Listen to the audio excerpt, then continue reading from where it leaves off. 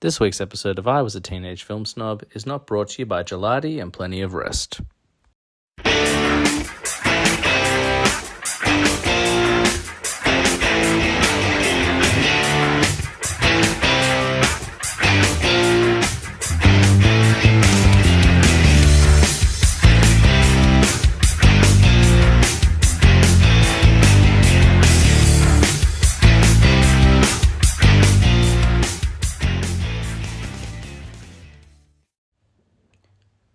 Welcome to I Was a Teenage Film Snob. I'm James Chalmers, your friendly neighbourhood film snob, and this is episode 102.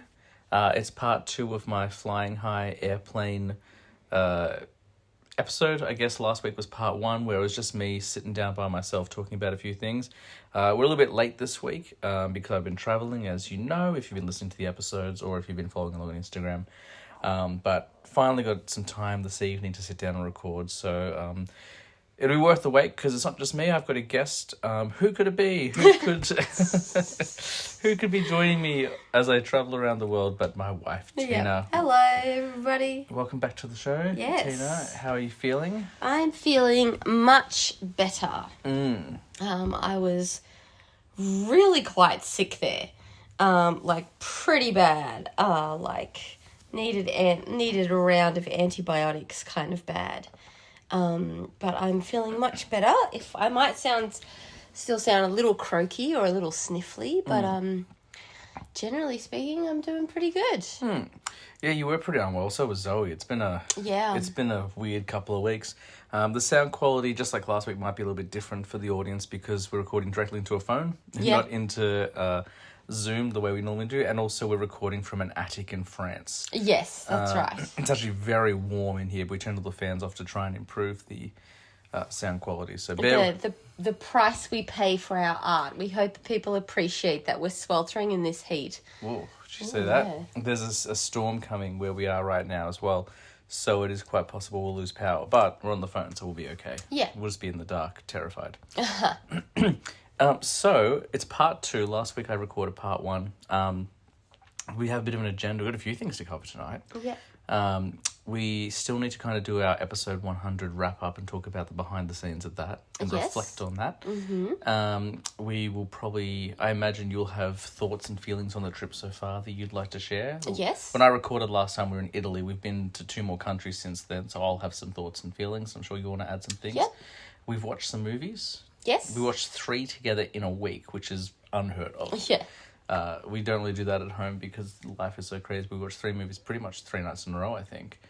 And then there were some trailers which you didn't watch, but I watched, so we'll probably talk about. I did watch a trailer. Oh yeah, what did you watch? I watched Gladiator 2. Did you? Yeah. I chose not to because I don't know who Paul Mescal is, the guy who's playing the Gladiator. Yeah. Apparently he's huge in America. He's dating Natalie Portman.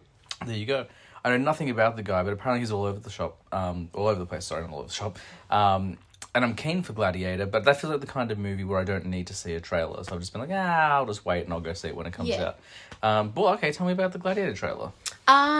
It looks amazing. Mm. I was interested with the music choices because it was like... Because one of the things that's amazing about the original Gladiator movie is the soundtrack. That Hans Zimmer score. Exactly, and it's just absolutely gorgeous. And I can't really remember, but I think it was quite modern. And I was like, oh, I hope that this is not an indicator of the music and the soundtrack that's going to be in the movie. I hope that they keep that natural, I can't remember if they used like a modern song and just like a reworked modern song or if it was just like a very, Christopher Nolan-y type kind of thing. I can't remember. All I remember going is, I'm not sure about that. But it looks amazing. It looks pretty amazing. Like they fill up the Colosseum with water, and they have like this water war, basically. Well, obviously that's what they used to do. Yeah, that's right. And I wonder whether that's like Ridley Scott being like, look, 20 years ago I couldn't do this. Yes. But now I can. Yeah, so that's let's right. do Exactly. it. So, yeah, no, I think it's going to be good. And is there any indication, I think it was just a teaser that came out, is there any indication that he's related to like... I couldn't figure that out. I feel like from it's the trailer. probably best if he's not. I think I was watching it while I was doing something with Zoe. Like, I wasn't fully paying attention to the trailer. Yeah. But yeah, I couldn't figure out the relation. I feel like it's best if it's just like a separate story, like there's a whole different Gladiator. Yeah. I know there'll be some purists who are like, but... Because it can't be his son. Because, yeah, exactly. And like, unless he had a brother. But my whole thing is like, I feel like a lot of purists will be like, no, it needs to all be interconnected. But for me, I'm like, that first story is so perfect. Yeah. Like, just tell me the story of another Gladiator. Yeah. Like, because you could still get... Oh, now, I haven't watched Gladiator in a few years. Does Joaquin Phoenix die at the end of the movie, or is he still alive? Yeah, they both die. They both die. And he was Julius Caesar? No, he was just a guy. emperor. Just an emperor. It's been a long Oh, time. I think he was just... Well, he wasn't Julius Caesar. I thought he was a Caesar, but I guess not. Cool. All right. That sounds good, I Yeah. guess. Yeah, I'd be shocked if they went with modern music for the actual movie. Yeah, I hope not. I feel like it's kind of like the same thing Marvel does with a lot of their... With the exception of Guardians of the Galaxy, which does a lot of pop music. Like, most of the trailers will incorporate popular music, but then the actual films, it's mainly just score. Yeah. That's Ridley Scott. I don't see him doing that. No, that's right. I don't see him doing that either. I just hope it's not going to be one of those things where it's like the production company like pressured us and producers pressured us. I think because we got to make it appeal to the Gen Alphas. Gen Alphas. I guess like the exception would be something like what Tarantino does. Like Tarantino did Django and did all popular music and it worked, but obviously Django's a lot more stylized. Yeah. Unless this is a really stylized Gladiator, which I don't think it's going to be. Yeah. Cool. Yeah, I keep seeing that trailer pop up. And I'm like, do I? I'm like, no, I don't need to see it. Like, not because I'm not interested, but I just, I'll go. Whoa! Just saw some lightning over Colmar. Which is the town where we're staying. The trailers I watched were 2 Marvel trailers. Marvel dropped 2 trailers like within a week of each other, which is crazy. The first one was for Agatha All Along, the spin-off from WandaVision. Yeah. Which is one of those shows where everyone online was like, no one asked for this, when they all whinge about things. Yeah. And the trailer came out and it's awesome. They seem to be really leaning into this horror vibe. Because... Like the trailer, I'll tell you a few things that happen in it because you haven't seen it. No. But basically, like it starts with Agatha, and she's like a detective, and she's investigating, like she's trying to find like a body in the woods, whatever. Okay. Like a true crime show, and then it turns out that she's still stuck in the hex from WandaVision. She's still like Wanda left her trapped in a loop, so she's stuck in a TV show, but. It seems like she'll break out of that pretty early. Yeah. And she doesn't have any powers, so she's recruiting like a ragtag team of witches to create a new coven. Oh, cool. But it seems to be really leaning into the horror. Like there was there's a moment where someone like does the spider walk from The Exorcist, and I was like, oh my god. And Aubrey Plaza's in it, and one of Wanda's sons is in it. So okay, cool. Which is interesting because obviously they weren't real in WandaVision. They got when the hex came down, they got destroyed. Yeah. And then in Multiverse of Madness, obviously she was trying to find her sons from another reality. So I don't know what the story is there, but I think it's kind of cool. So that was the first trailer. And then the day we arrived in Switzerland, Marvel dropped the new Captain America trailer, Captain America 4, Brave New World, which is Falcon has become Captain America now, as we know from Falcon and Winter Soldier. Mm-hmm. And Harrison Ford is playing the president because the guy who played Thunderbolt Ross, do you remember in Civil War, the guy who's like, you need to follow the government? Yes. The mustache guy. Well, that actor passed away, so he's been replaced by Harrison Ford. Yeah. And it looks like there's this, like it has very similar vibes to Winter Soldier, so I don't know if it's going to be your kind of thing, 'cause it's very much a political espionage thing. Mm-hmm. But the big thing in this trailer is that it ends with Red Hulk. Ah, cool. And like he just like knocks Cap's shield straight down, like just deflects it, and it's like, But it looks really cool. It's got some really, like, obviously I really like Winter Soldier, and it's got very similar vibes to that movie. So I think, like, I'm not one of those people who's been like, Marvel's dead in the water, because for the last couple of years people have kind of felt that Marvel's quality has slipped. And I don't know that it's slipped necessarily, but you've got rid of all your big hitters. Like, at the end of Endgame, we lost Iron Man, we lost Captain America. Those are your two big ones. Yeah. Thor's franchise was always pretty weak. Yes. Like, I like those Thor movies, but they're not my go-to movies. And a lot of people don't like them. Yeah. You killed Black Widow. Hawkeye finally got something in a TV show, but all of your main characters, like all your franchise, and then unfortunately Chadwick Boseman passed away. Yeah. So you lost all your big hitters. So what were they? Like, I don't understand why people I don't know why people are confused. Like, Marvel had to create new stuff. Yeah, that's right. And, there's this seal of quality, there's this expectation that was built all the way up to Endgame where people are like, it's always going to be brilliant. And it's like, no. And it wasn't always brilliant. Like, if you go back to Phase 1 is very divisive. Phase 2 is very divisive. But this Captain America trailer makes me feel like that kind of prime, like, middle of Phase 2 through to start of Phase 3, where, like, everyone was just, like, hitting, like, kicking goals. And we got Deadpool around the corner, which I'm very excited for. That's out in, like, 2 weeks. No, it's out next week. I have to find a way to see it while we're in London. Yeah. Or in Scotland, but I'm going to go try and check it out. Yeah. All right, well, there we go. We covered our trailers, which is pretty good. I feel like we should just close the door on episode 100, get that, not that we want to get it out of the way, but, like, the longer we drag it on, the further away from episode 100 we're going to get. That's right. So the initial idea was going to be just to kind of talk about behind the scenes. It has been probably close to a month since we recorded it now, so just trying to, like, think back on it. But it's been out for a while now, so it's been out for, I guess this will be the third week that episode 100's been out. Yeah. And very positive reception. Yes, absolutely. We haven't talked about it too much behind the scenes, but everyone who's listened to it seems to be really... Well, actually, you listened to it, and you never listened. Yeah. Did you listen to the whole thing, or...? No. Basically, I started listening to it, and then... Because I was listening to it while we were packing up the house and stuff like that.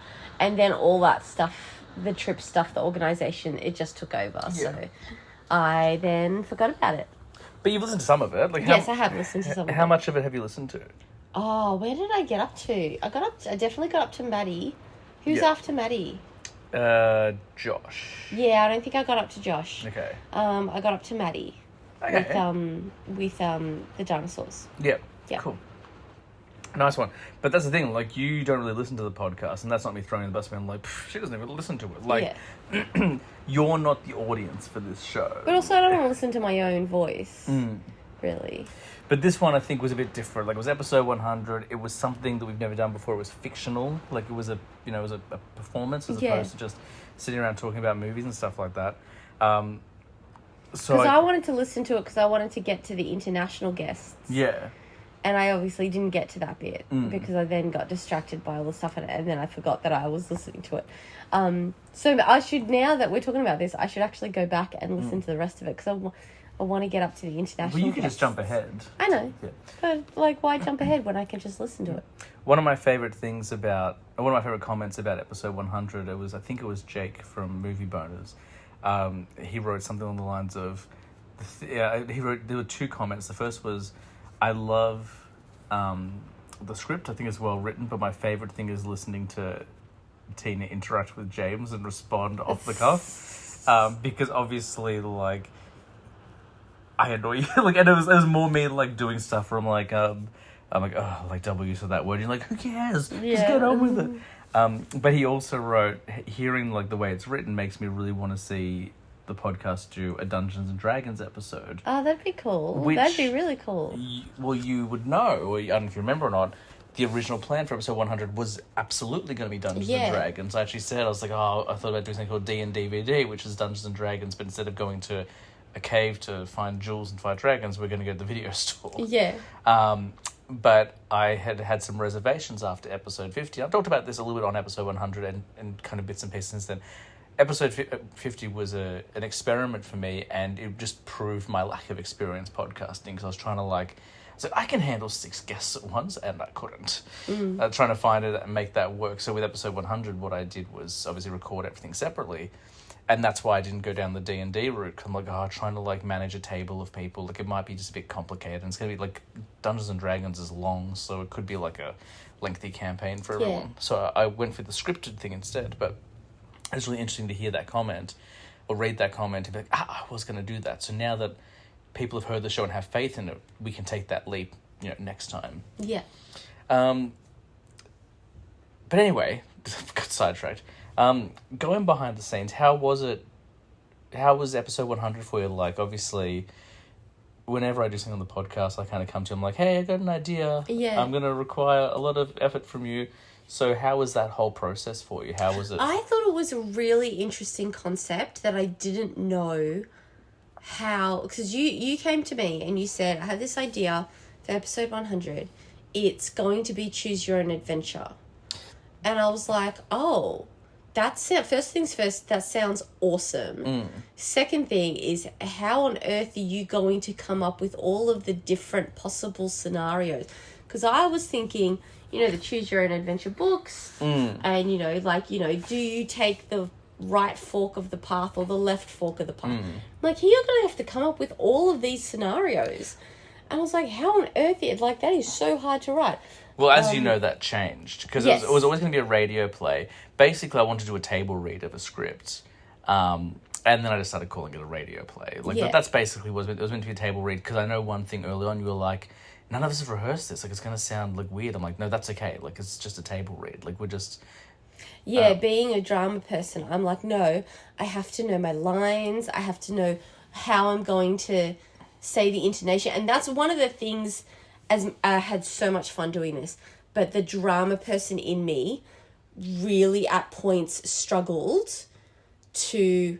I would read out a line of dialogue and then realise, I'm supposed to say it like this. And that really bugged me that I couldn't go back and re-say my line with the tone that it was supposed to be said in. And that was another learning opportunity for me, where afterwards I'm like, I could have... Because my thing was, I can't have you guys read the script, because then, also I trust everyone. I don't want people to just, look up the answers or figure out the answer before we do it, because I want the spontaneity of that, because that's where the banter comes in. That's when it gets fun and off the cuff. Yeah, that's right. But I could have just kept the questions out of the script that you guys got. You could have just read a version of the script without it. Yeah, but I didn't think about it at the time. And, that's the thing, because... One thing that, make no bones about it, this podcast does not happen on its own. It doesn't happen just with me, just by me. Yes, it's my show, but, this show wouldn't work without the, tireless efforts of everyone involved. However, I do most of the stuff behind the scenes. People give up their time, but behind the scenes, I do all that. So, whilst it's a common sense answer now, in hindsight, during the time, I was I have to get, how many times was I've got to get the script done, I was trying to, get it done in time for us to get episode 100, and then we got sick, and I was like, oh no, we have to delay the recordings, and the script's still unfinished. So it becomes quite a production. But, yes, it was going to be Choose Your Own Adventure as well, and I was having a lot of fun writing the very first scene, which we did do some Choose Your Own Adventure stuff. You did end up having to pretty much do all the options except for one. But that was fun. I liked that. But after that, I was like, oh, yeah, this is too much. We'll just do, trials. And most of the trials were obviously trivia, but I didn't want it to just be trivia every single time. No, that's good. I think that's good that it wasn't trivia every single time. It changed it up. It made it more unique. I think it was trivia 4 out of 6 times. I think you did trivia 4 times, and then with Josh, you had to come up with your own stunt. Yeah, that was great. Which a lot of people like that one. A lot of people like that one. Much fun. And with... And it's great that it happened with Josh as well, because Josh is so kooky. Well, that was deliberate. I was like, he's creative. He'll have fun with this. Yeah. And with Liz, there was a riddle. And, I think I even said it in the episode, because you got it straight away. I'm like, can we do the second one? Because it took me a really long time to write these riddles. Yeah. And, I knew they were going to be real. And literally, the last time I've seen Romeo and Juliet, maybe twice. Because we watched it for school as well. So I think I watched it once just for fun and once for school. And that was literally, when I was in year 10. And I still got it straight away. It's a pretty famous scene. Yeah. But also, a lot of things in the podcast in the show in episode 100 were references to other episodes. So like the whole fish tank thing, like obviously that's a big part of Romeo and Juliet. But when we did, I want to say it was either the 90s episode or I did an Oppenheimer, not Owenheimer, that's Nick Owen and Oppenheimer together. We did a Barbenheimer episode, Liz, David and I. Yeah. And at one point, Liz was talking about how like Romeo and Juliet was so romantic. I'm like, was that how David wooed you? Would he just go like to different aquariums and hide behind the fish tank? So like it was a callback to that. Like I remember Kevin from Midnight Terrors emailed me within like I would say an hour of me sending the script, and he's like, I don't know how you got so many references from so few episodes into this script, because the entire scene of those guys is just like reference after reference after reference. Like, but also I had to like say it in this episode. I'm like, if you want to get all the jokes, you'll have to listen to the times I went on their show, because there's references to that as well. It's like little Easter eggs. Yeah, exactly. That's fantastic. Well, it had to be like, not that I wasn't having fun with it, but I was keeping it like fun for me as well. Yeah, that's right, exactly. All right, so I got sidetracked again. I'm sorry. No.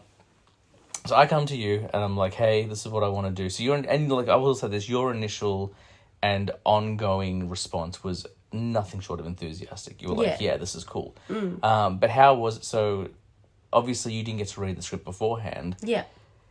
How was it, I suppose, going through each scene? How was it working with people you never worked with before, like, and stuff like that? What was your overall impression, I guess, of... Just, like, heaps of fun. Yeah, there were a couple of times where I was kind of like, oh, stick to the script. Like, don't draw attention. Because, like, it's just that training in me to never draw attention to a mistake that you make. Like I really hate it when people read something and then they get tongue-tied, and then they go, blah, blah, blah, blah, and then they read it again. I'm like, no, don't do that, you don't do that, you just keep going. The show must go on. But those moments were very, very few and far between. Generally it was just lots of fun, like so much fun. Like this is totally my jam, like scripts and reading and acting and voice acting, and like I loved it. I had so much fun, and it was so much fun like interacting with all the different guests and stuff like that as well. And I really loved me and Maddie's scene. I thought that was so sweet, so beautiful, like when we saw the Brontosauri Mousswas. And yeah, I just thought the whole thing was really fun. I liked that it was just like short little pockets of episodes as well. Like I was still pretty sick with COVID. Yeah. So my nose sounded really blocked for pretty much every single recording.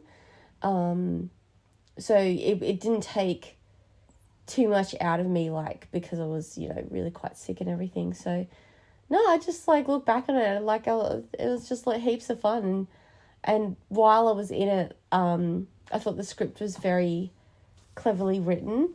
I think it might have been hard in that final scene to distinguish between your reading out the stage direction and you're being like the architect. Yeah, I was trying to like use different tones. Like a little bit. Yeah. It's almost like you needed to have a different accent, like a British accent for when you were like the architect sort of thing. No, absolutely. It was because I remember, because when I started writing it, when I was like, all right, we're doing a radio play. And I announced it before I'd even started written it. So I'm like, well, now we have to do a radio play. Yeah. When I started writing it, I had no idea how it was going to end. Yeah. I had no idea how it was going to end. I was like, well,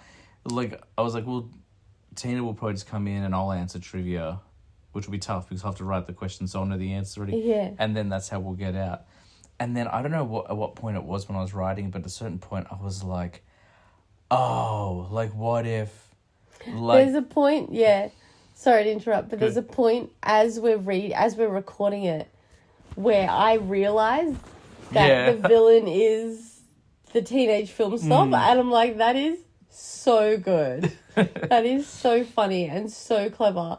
And I don't know if you can, because I haven't gotten to that point in the recording and listening to it yet, but I'm sure at the point you can hear the realization where I'm just like, yep, that's great. That was a really very clever ending. I remember hearing your tone. I don't know whether the mic picked it up or not, but I remember like hearing and seeing your reaction. But I didn't know whether you were like, that's cool. You're like, oh my God, Jess. No, I thought that was great. I thought that was fantastic. But yeah, like it was tough. Like for me, it was tough. Because I take it seriously, you know, like I've been writing, like this is the thing, like I think we talked about this before episode 100 came out, but I've been writing for most of my life and you've been performing for most of your life, but we've never collaborated. Like there have been times we've gotten close where I've written stuff, I'm like, we're going to make a movie, and then it's not worked out. Yeah. And you've done like some script readings and stuff, you've read some stuff I've written, but never before have we actually published anything or put anything out that. So, but one thing you know about me when I write, I take it very seriously. Like, it's supposed to just be a bit of fun, but it's like, no, it has to make sense, and it has to be like, it's got to be like, it's important to me that it's funny. Like, it needs to be funny. Like, it needs to be witty, but it needs to be like, it needs to be nerdy, but not completely inaccessible. Like, you should be able to enjoy it even if you don't know the movie. So, like, I was taking it very seriously, and one thing I was taking super seriously, which is probably the dumbest thing I could have done, was I need to write everyone as close to who they are as possible. I need to get inside everyone's head, put them in that scenario. And I think there's some I did really well with and some others maybe not so. I remember, like, again, I think it was Jake or Dustin from Movie Bonus. They were like, we had to change some dialogue because Dustin was like, I would never say that. And I was like, I've spoken to you guys once. That's totally cool. Yeah. Like, and I encouraged all of the international guests. I think I even encouraged all of the Australian guests. But I was like, look, just improv. Like, if the line doesn't make sense, if you would, like, say it differently, just change it. Like, it's fine. As long as it doesn't change the story, do what you want. And just about all the American guys did. Like, I knew the guys from Midnight Terrors would curse up a storm because they swear a lot in their podcast. I didn't write any curse words into the script, but I was like, look, just make it your own thing. And they 100% did exactly that. Yeah. And it worked because it sounded more like them. That's right, exactly. But yeah, like we got, like, we didn't get everyone from who's ever been on because the goal was to try and get as many people as possible onto episode 100. And we couldn't get everyone. Like, it would have been too much scheduling. It would have been crazy. Like, and like once I was editing the American ones, because they all recorded solo, and then I had to intercut my narration into their scenes. Yeah. And like, are you okay? Yeah. Like, again, like the Movie Bonus guys and the Midnight Terrors guys, there was very little scene direction, so I didn't have to cut too much. But Michael's episode, Michael's scene and Tyler's scene, there's a lot of scene direction. And I had you had to intercut in between all of it. I had to have the script up and like listen and then cut. And like thankfully with Tyler, because he's an actor, though he was a huge get. I couldn't believe he said yes. Like that was awesome. With Tyler, like because he's done a lot of acting, he knows to leave pauses. Yeah. So he would read his lines, leave a few seconds, and then because that's why I recorded all the stuff as well. But like everyone else, like they're just like, all right, it's line after line. I'm like, there's no pauses, and I had to. There's no breaks. And I made it work, but like a couple of scenes where they move a bit quicker because there are no breaks. Yeah. But yeah, we got, I think, almost every guest we've ever had. We didn't get my parents, which I didn't even ask. Honestly, I didn't even ask them. Like I was like, it's fine. Like it's a lot to ask my parents, stuff like that. We didn't get like a couple of international guests, but I think we got most people on the episode, which is pretty big deal. Like I was talking to Brian Rupert from Reviewing History last week. You were there in Italy. I was talking to him because he asked for some help on a project he's doing with the TESD boys. And he was like, episode 100, what happened? I was like, dude, like, you're always so busy, I didn't want to bother you. He goes, no. He goes, I really wanted to do it. I'm like, all right. I was like, no worries. Well, now that I know, like, I can, Episode 200. Yeah. So Brian Rupert will be back on the show soon. But he's a busy guy. Like, he's got a new kid, and he's married, and he does all this, like, video work for Tell Him Steve Dave, and, like, he's got a full-time job as well. I was like, I just want to bug this guy. But now that I know he wants to come back all the time, we'll get him back all the time. Oh, pardon me. I'm trying to think if there's anything else about episode 100 that I haven't asked you. If there are any... This is like meant to be like a behind-the-scenes, like introspective, like special feature, but I don't know if I have any other questions for you, to be honest. Do you have any final thoughts on episode 100? Do you have any questions? Questions for you. How did you find it writing a radio play as opposed to writing a film? Because you've written scripts before, but they've been film scripts. So how did you find it harder to write the radio play or easier? Or did you find that you were putting in a lot more scene direction or dialogue or... What an excellent question. Do I have a good answer for it? I guess I didn't really think about it too much. I kind of just wrote it as if it was a film script, but like every now and then I would put in jokes. And that was before I knew... Because when I wrote it, like I didn't know that the scene direction... Spoilers, by the way, for episode 100. I didn't know the scene direction was going to be the villain. But I was like, well, I'm not going to act because I'm not an actor. So and then I end up writing myself the villain piece. Yeah. But the idea was like, I'm not going to act, so I'll just like pep up the scene direction with some jokes, and it won't be a traditional kind of scene direction, but that way I can have a bit of fun with it as well. So I wrote it kind of just as a film script, and then whenever something big would happen that you would see in a film, I would acknowledge it. Like, yeah, I'd say things like, and if we had a larger budget, you'd hear like all these, you'd see the best visual effects you've ever seen, stuff like that. So I don't know if I necessarily wrote it as a radio play, because I did put visual stuff in there. I did put I did like put little notes like, you know, he gestures to her, like that sort of thing.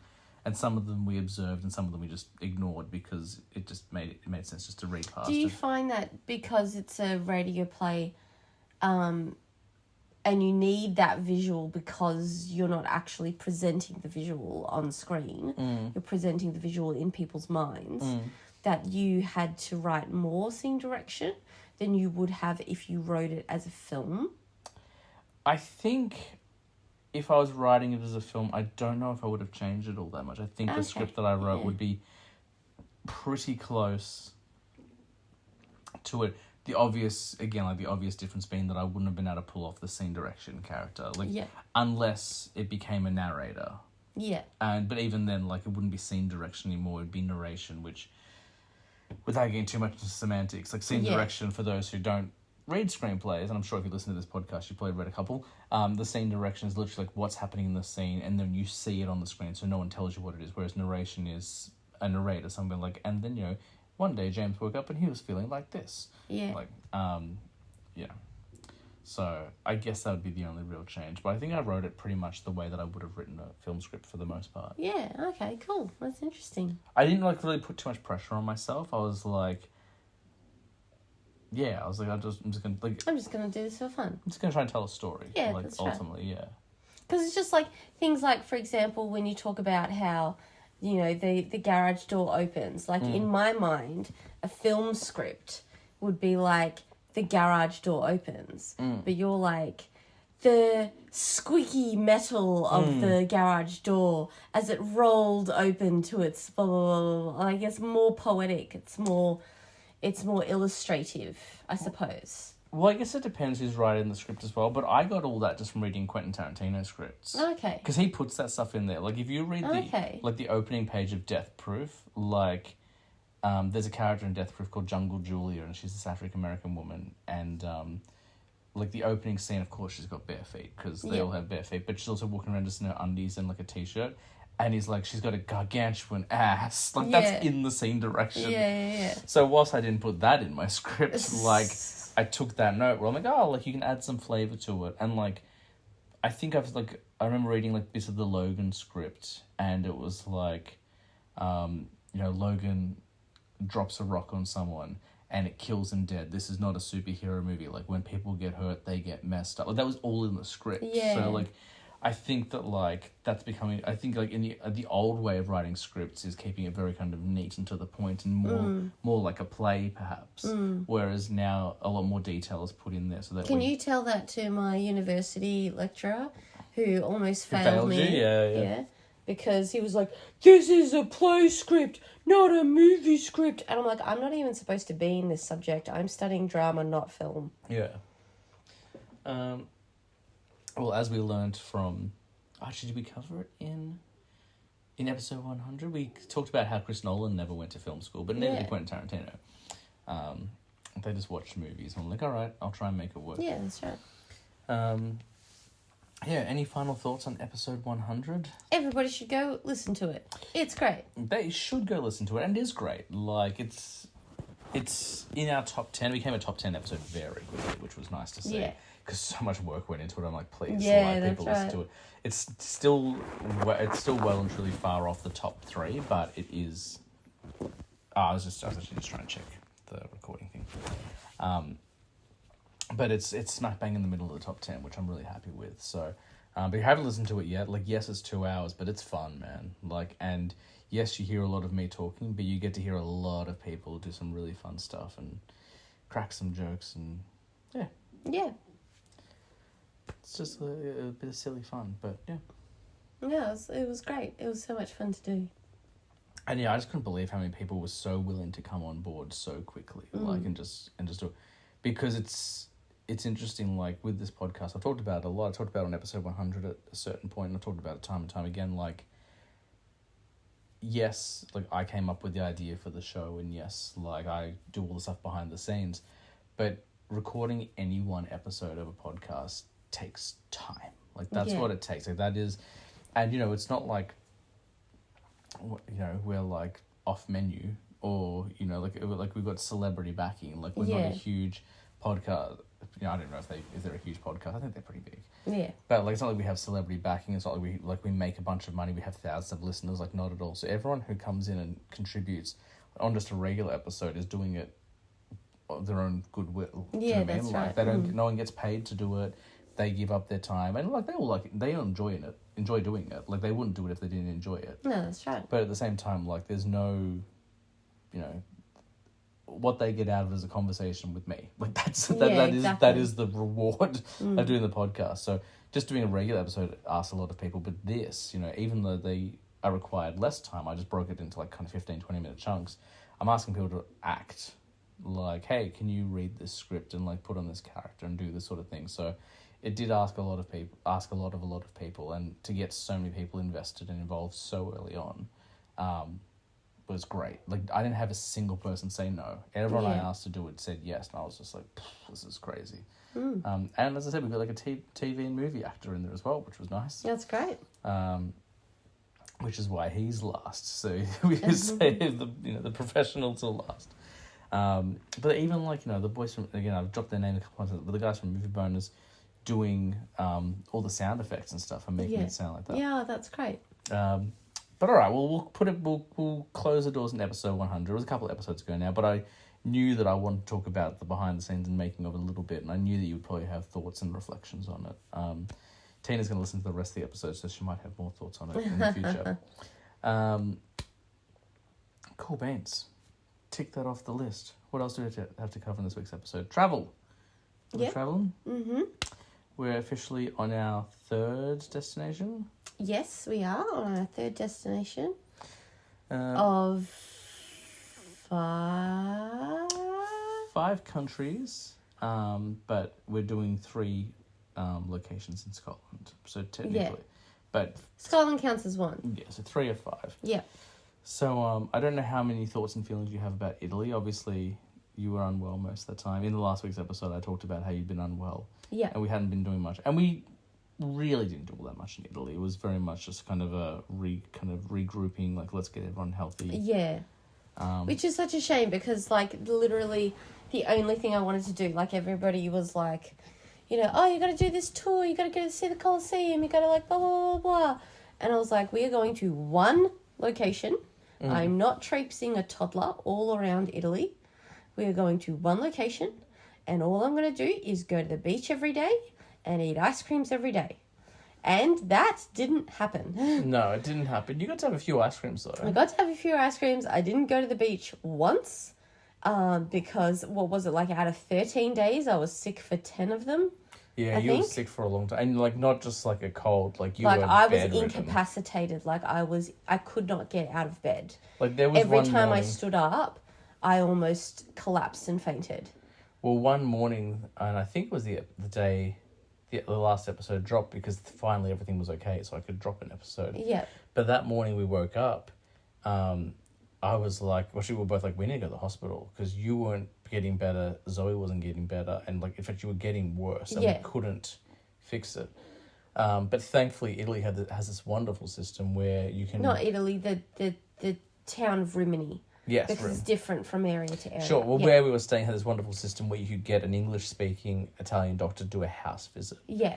So I don't think we need to go into the details of all of that. No, that's right. We don't have to do that. But it was literally like, I had a fever for like 7 days. Zoe had a fever for like 6 to 8 days. Like, we couldn't break it. We were taking ibuprofen. We spent all of our money at the pharmacy. Yeah. All of our money on medication. So much money on medication. So much money on medication.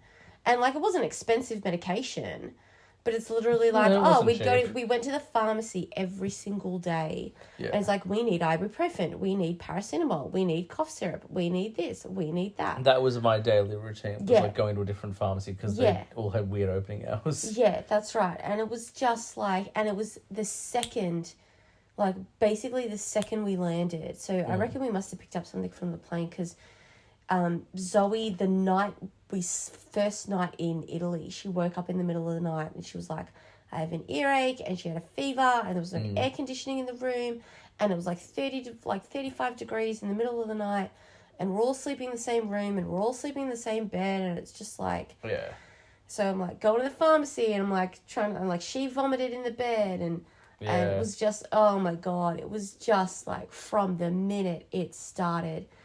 And I was like, I'm fine. Like, you guys are sick. I'm fine. And then it just, the tables turned. Yeah, she and I both threw up that morning. And I was unwell for, a couple of days. And then, like... We did a telehealth appointment with a doctor for Zoe, and we got her onto some antibiotics and some eardrops. And, like, she seemed to be getting better. So she finished her course of antibiotics. By the time she finished her course of antibiotics, she was good for 2 days. I all of a sudden just like plummeted because I remember sitting in that room, we were watching TV, it was like 35 degrees and I had a blanket around me and I was shivering. Yeah. Well, I remember because I was in bed, like, I think I was in a similar, I had a blanket on and I had like a washcloth on my head and I was listening to a podcast and I was just like, I just need to push through this. And the next morning I felt better.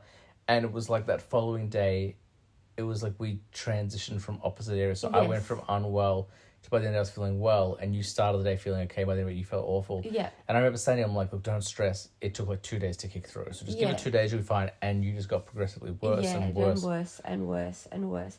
And then I like woke up on like the 6th day, and I'm like, we have to go to the hospital. Yeah. Because I'm getting pneumonia symptoms again like I had 2 years ago. And we couldn't get an Uber, and we couldn't call like all these hotlines because the SIM that we're on has certain restrictions. But we don't need to go into all of that. We don't need to go into all of that. But either way, we all got our antibiotics that we needed, and we all like started to make ourselves better. But the problem was that like I was on antibiotics for 4 days, right? Almost 5 days. And Zoe was on she's still on her antibiotics. She'll be finishing up them tomorrow. Yeah. But like she was fine and you were fine, and I was taking these antibiotics and I was still like, I cannot stand up.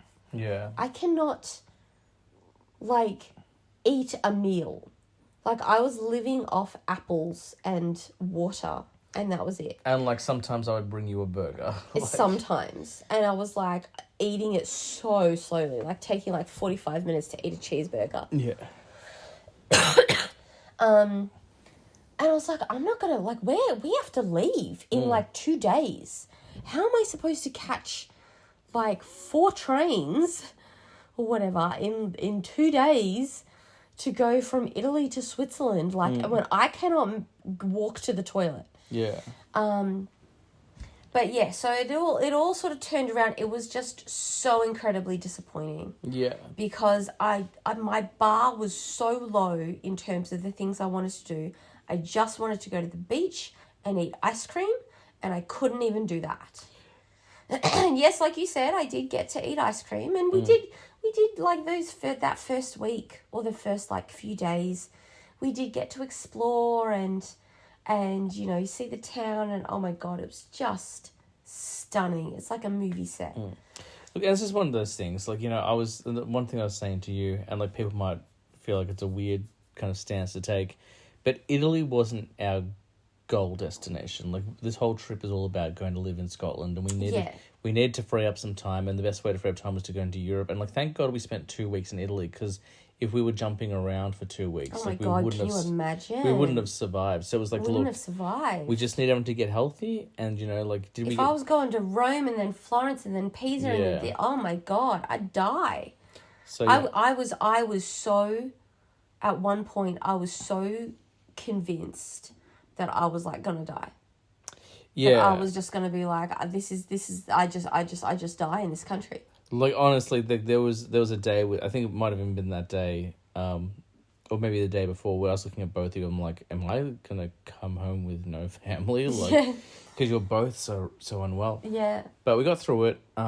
Milan, there's nothing really to talk about. We just stayed the night. Yeah, we just stayed one night in Milan. And then we went to Interlaken. Yes. And there was like a 5-hour trip from Milan to Interlaken, I think. Yeah, because we had to catch a couple of different trains.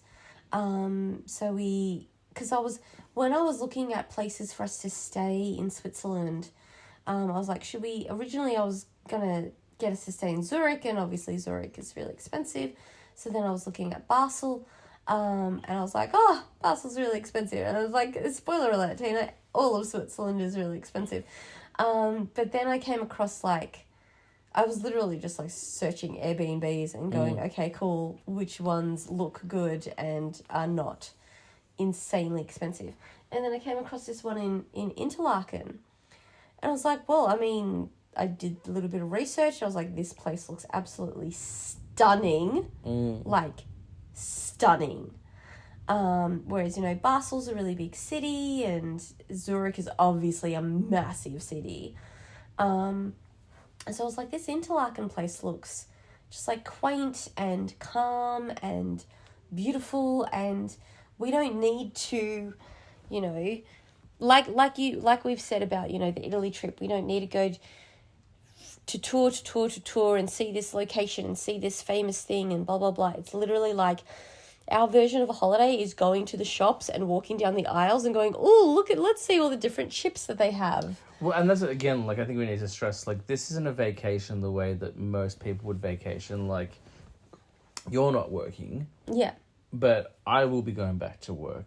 And the whole idea behind this trip was not that we're going to be doing touristy stuff. It's like, hey, we're just going to live overseas for 6 months. Yeah.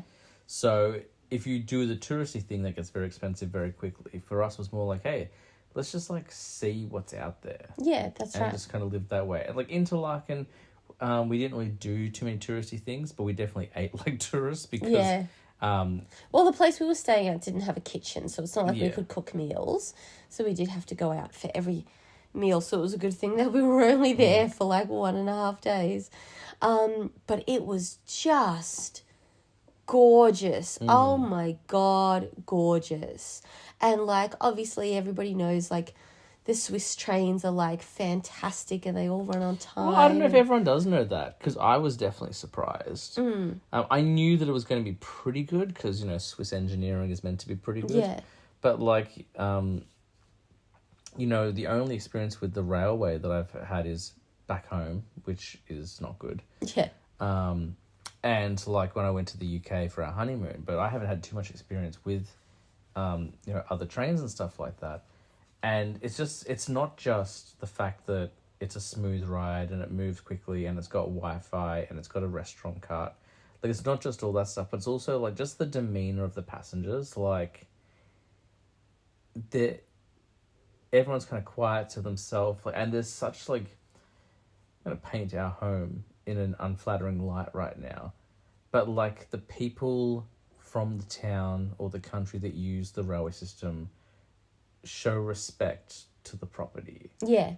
It's like everything was clean. There's not like any graffiti or anything like that. But everyone keeps to themselves. Like, no one's sort of like, oh, let me just play this sick song without my headphones in. Yeah. Or let me go antagonize someone. You don't have like real Darrow people. Also, I think it's also different though, because it's not like it's a metro train. Like, the metro trains in Melbourne are going from like suburb to suburb and it's all within the Melbourne area. Whereas these are like cross country trains. You have to pay many, many, many euros I suppose so. to get on these trains to like cross the country. Yeah, but I feel like if you went on a V-line train at home, That's a really still good get point. that sort of thing. That's a Like, really good point. I just think it's like it's just an unflattering But the reflection infrastructure on is our, just on our culture. Yeah. Like, sadly. But the infrastructure is just so well done and so well maintained. And I couldn't believe, like, it's just that thing, like, we live in such a massive country.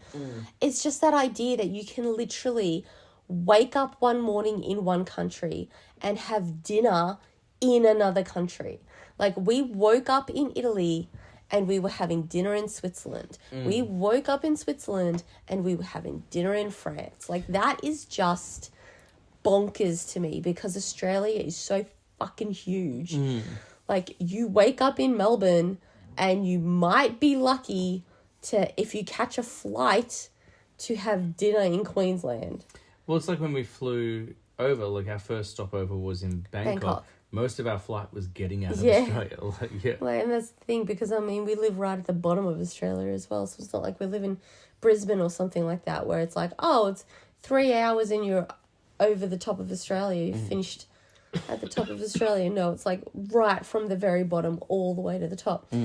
But so we spent 2 nights in Interlaken, and we didn't do too much. We walked around, like, it's such a small town, we were able to walk around it in a day and see pretty much everything they had on offer.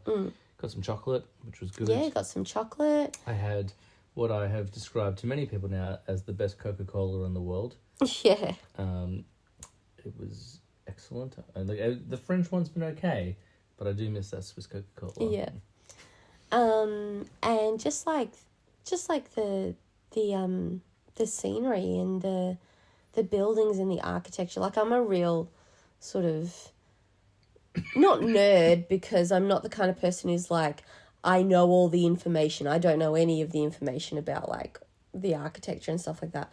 But I just love walking around and seeing all that beautiful stuff. So yeah, and then we caught a train to Basel, and then from Basel to Colmar. That was I would say the most stressful travel day for me. Yeah. And like, not for any particular, like, it wasn't like it was a bad experience, but like, it was the first time we'd been on. First of all, we got kicked out of our chairs, which we were in the wrong, but I was also like, just shut up. We had a table, which was nice, and then a woman came on and said that we were in the wrong spot, and she took a table for 4 to herself, and I was like, I get that we stuffed. Yeah, but she paid for it. I understand. I understand, but I'm also kind of like, and then as soon as the table freed up, that was we're within like, the yoink. rules, I was like, take it. Yeah. But it was the first time we'd been on a busy train. Like, the trains had been pretty like at half capacity, so it hadn't been too crowded. But this one got crowded, and I was like, we need to like, we're gonna have to push through people to get off this train. Yeah. And you'll remember when I know you didn't see it. But when we were getting on that train in the morning, I had to yell at someone because they were pushing. Yeah. And I don't yell at people ever. Yeah. I'm very quiet. And, like, I'll, like, if I get bad service in a restaurant, if someone is rude to me, I'll just kind of be like, oh, sorry. Like, I, like, had to let it rip because they were being very rude. But anyway. We landed in Colmar around, 1:30? Yeah, about that. I was not in a good place. I was not in a good mood, so I apologize for that, because our suitcase, like, we had to, like as beautiful as they are, cobbled streets are the fucking worst, especially for suitcases that are really heavy, and the wheels are starting to break off them as well. Yeah, well, that happened. Like, that's that why was fucking infuriating. That's why I took the heavy one. I'm like, all right, look, you take her, I'll take the heavy one. Oh my god. And like, we arrived at Colmar on Bastille Day, and we didn't realize it was Bastille Day until like literally that morning. And so everything was closed. Zoe's like, I'm hungry, I'm thirsty, and we're like, nothing is open. So you're just gonna have to sit and wait until everything opens. But that was okay. We dropped our luggage off, which turned out to be like a closet Harry Potter shop. So yeah, that was excited awesome. About that. That was really good. And then we went and got some crepes. Which I wasn't going to have because I don't want sweets, so I haven't had any savoury stuff all day. And I was like, I guess I'm having a Ferrero Rocher crepe. And I couldn't finish it, but it was delicious. That was amazing.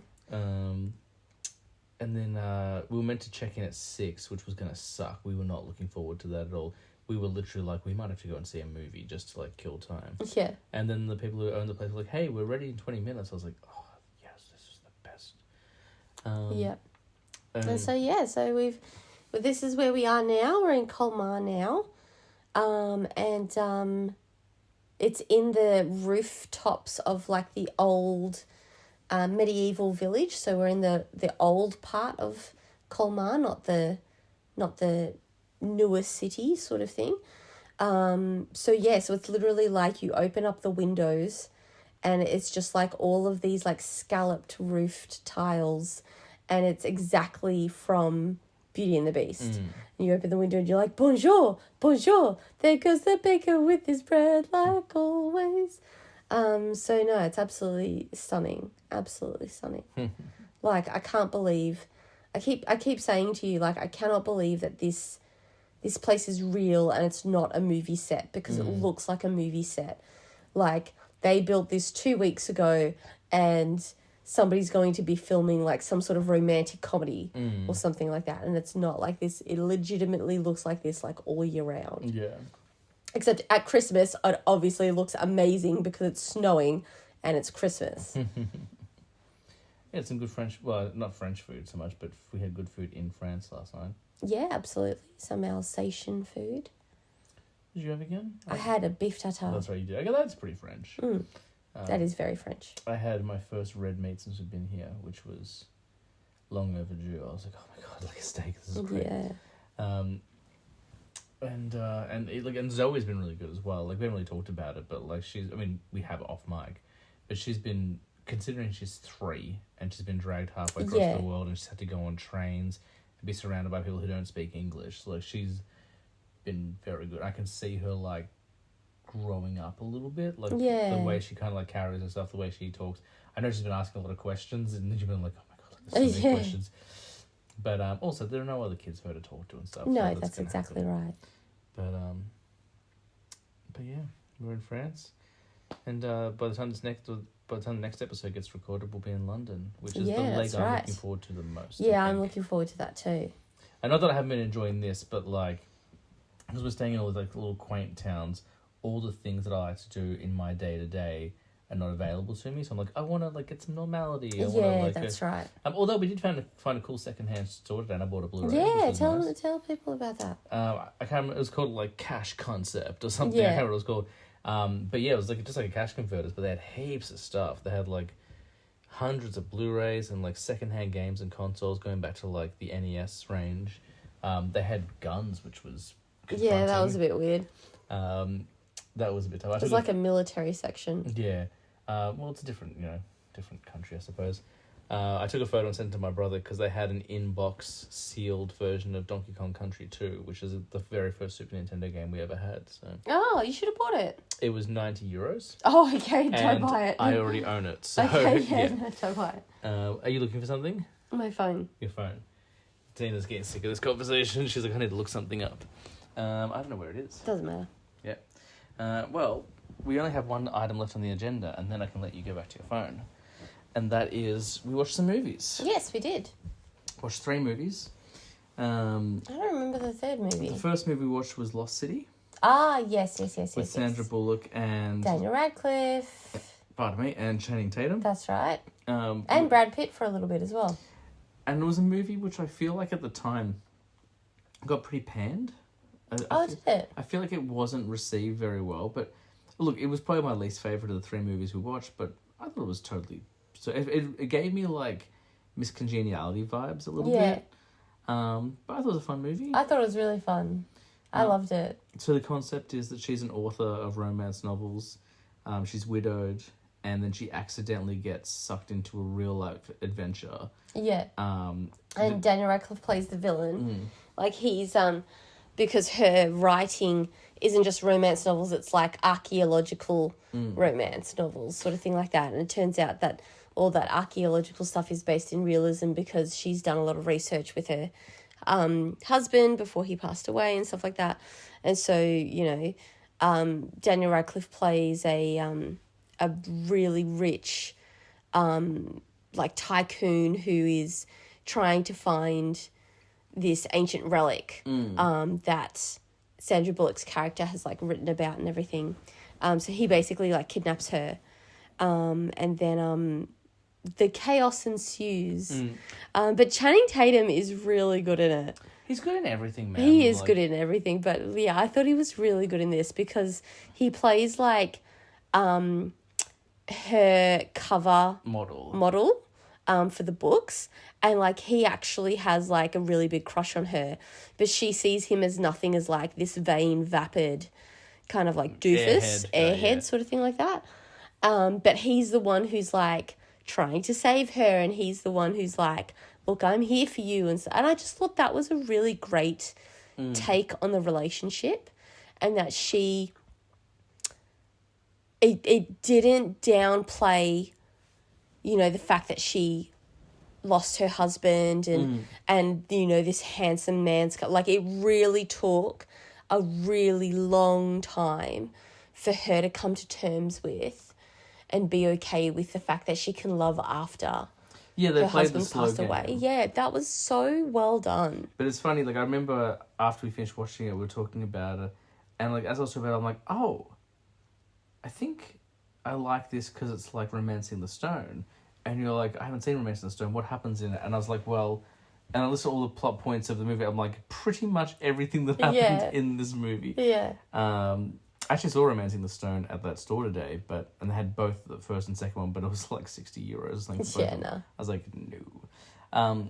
But no, I thought it was, I think it's totally underrated. I remember getting kind of panned by, I can see why, because I'm not like rushing out to see it again, but totally serviceable, like fun flick, like nice, like laid back popcorn flick, and you know, like we haven't had you don't get a lot of female driven like adventure films. Yes. Like, I wouldn't go so far as to say that it's like the equivalent of Indiana Jones, but at the same time, there's nothing in that kind of, like, in that market at the moment. Like, so I can't think of anything, like, off the top of my head where it's like kind of a romantic film with the female lead where she's an explorer, even though she's not really an explorer, but she's forced to become an explorer and stuff like that. Yeah. Like, it's kind of an untapped market, and I thought they did a good job with it. No, I thought it was great. And I thought Daniel Radcliffe was great. Obviously, like, I always think Daniel Radcliffe's great. But I thought he was really good as the villain. And he played, like, a lot of, like, dialogue jokes really well and everything like that. So, no, I thought he was, like, the whole joke about his name being, was it Leslie? No, I think Leslie was his brother. Yeah. But, like, he had Abigail. His name is Abigail. Yeah. Yeah. And, like, all the unisex names and stuff like that. And the joke about, like, this is just the tip of the D and everything. Yeah. Like, that was really funny. So he's fantastic in it. Because you never get to see Daniel Radcliffe in a villainous role. No, except for, like, Now You See Me Too. Yeah, You See Me Too. Yeah, that's right. So no, it was really good. I loved it. I thought it was great because I've been looking forward to seeing that movie for a really long time. There you go. So no, I really enjoyed it. And then the next movie we watched was Unfrosted. Yes. Which you had started watching by Yeah, yourself. we actually started watching it separately. And then I was like, oh, I'm going to start watching this as well. And then, like, one night you came out after we went to bed and I was watching it and you're like, should we just keep watching it? I'm like, sure. And this is another one that's been received poorly, but I just don't think... I can see why. I just think people got it. Yeah, I don't think people really got that it's supposed to be goofy. Like, it's supposed to be, like, really silly. It's not meant to be... It's not a biopic. No. It's a fictional retelling. It's like, it's the same as the Weird Al Yankovic movie. Yes, that's exactly right. Because I remember when they announced, I'm like, that's going to be awesome. And then we watched it. I'm like, oh, this is pretend. Yes.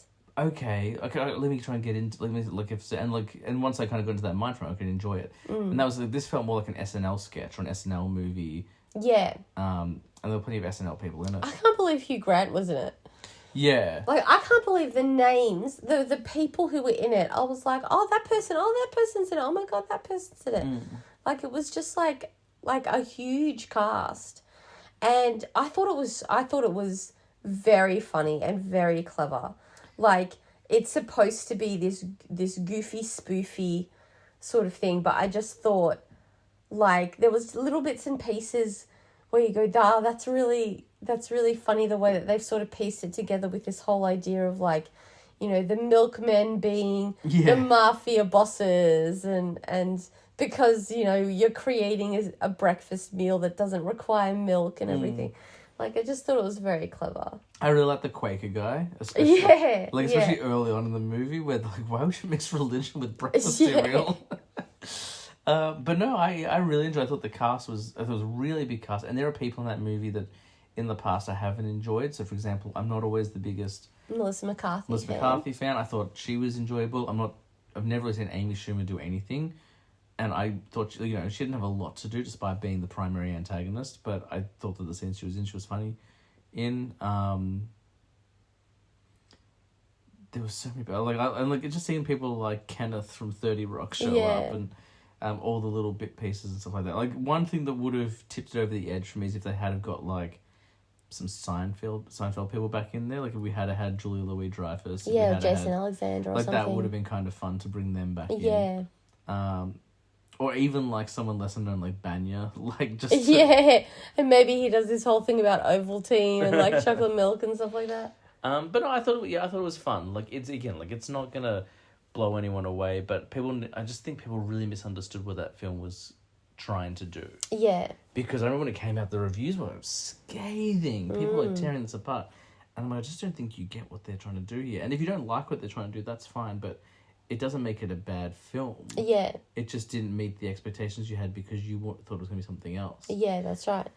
But yeah, no, I really enjoyed it. Yeah, so did I. Don't know much more to add to it, to be honest. That's kind of it. And then the last movie we watched was a movie that's been out for a couple of years now, but it just it's been on my radar for a while. I think actually Josh recommended it on maybe his animated episode. I don't know. But we watched The Mitchells vs. the Machines. Yep.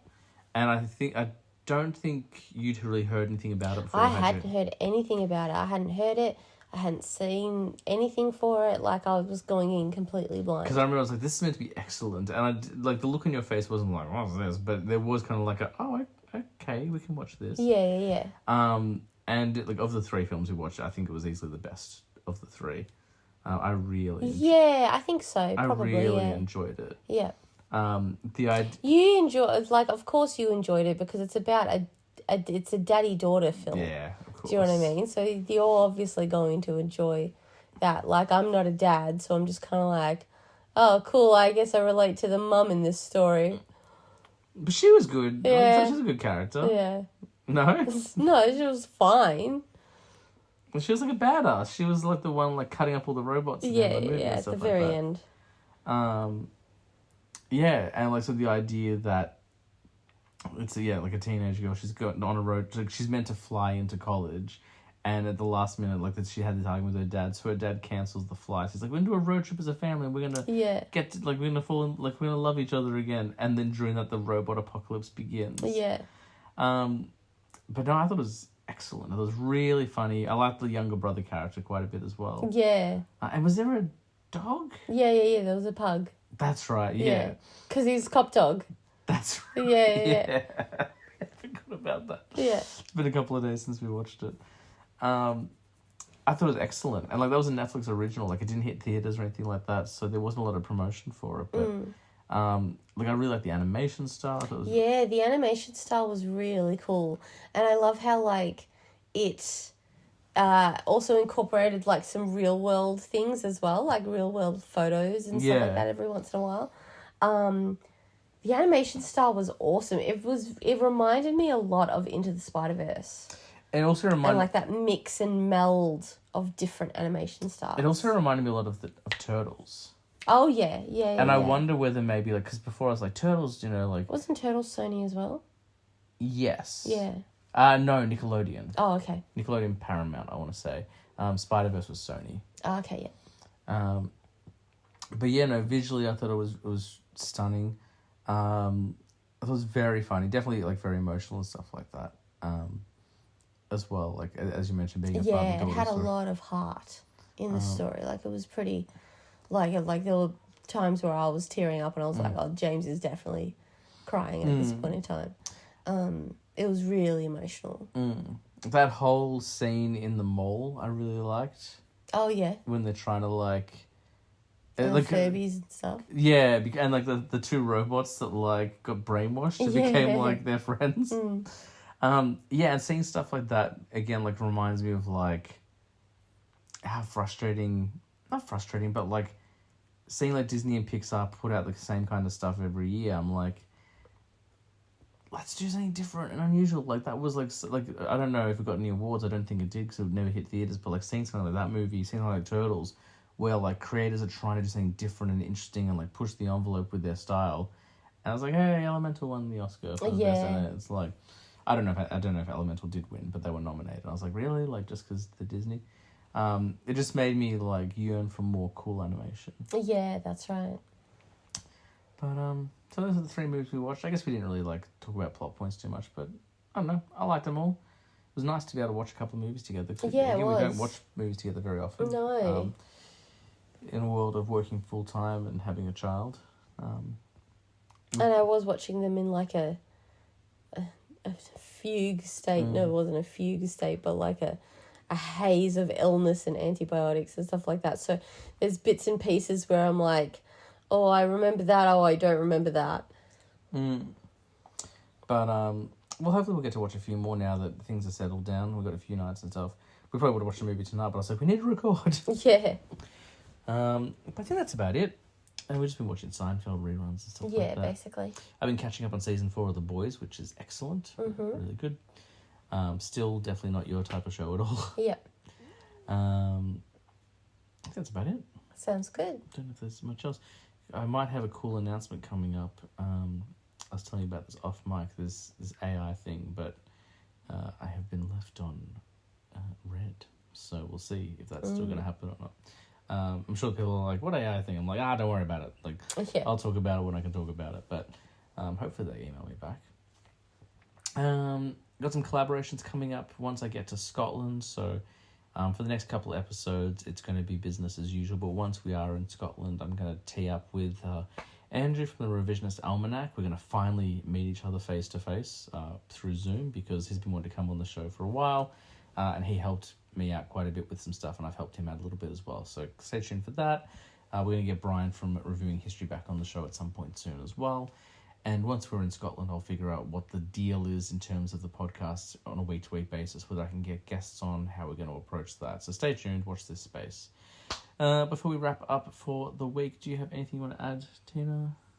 No, just that all 3 movies that we watched, I highly suggest people watch them because they were very good. Yeah, check them out, definitely. And go into them with an open mind. Like, as we say on this podcast all the time, like, it's like, just, like, don't listen to the reviewers. Just go with an open mind, and if you love them, you love them, if you don't, you don't. But, like, yeah, I thought they were all very enjoyable. Yeah.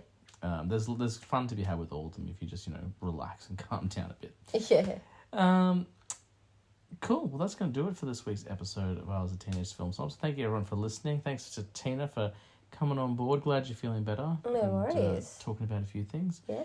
But as we say on the podcast every week, guys, I was a teenage film snob, but I'm trying to be better. We'll see you next week.